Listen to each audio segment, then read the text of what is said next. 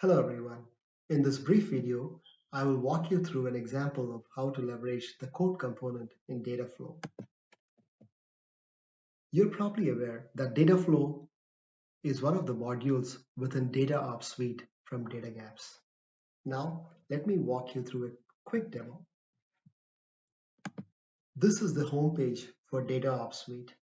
From here, I can click on the tab on the left called Data Flows and create a new data flow.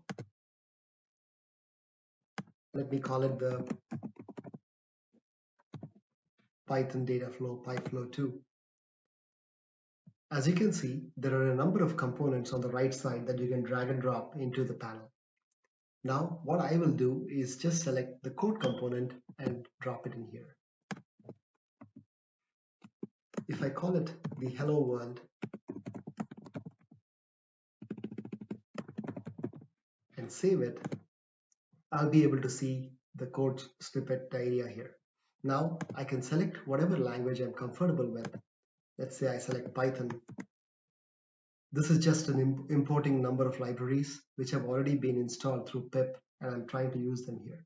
So I just say print hello world and click on run.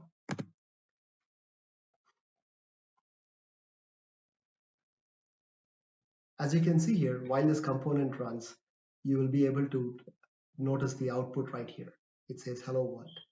This is a very simple example and an introduction to how the component can be used. And if you look at the diagrammatic view, you notice that the hello world component just looks like this. This can be very complex, where you can bring in data from any of your source systems, from Salesforce, from any of the other systems, and then transform the data or apply some logic using Python or Scala, and then be able to see the results or push them into a sink elsewhere. Thank you very much for watching this, and I hope that you found this helpful.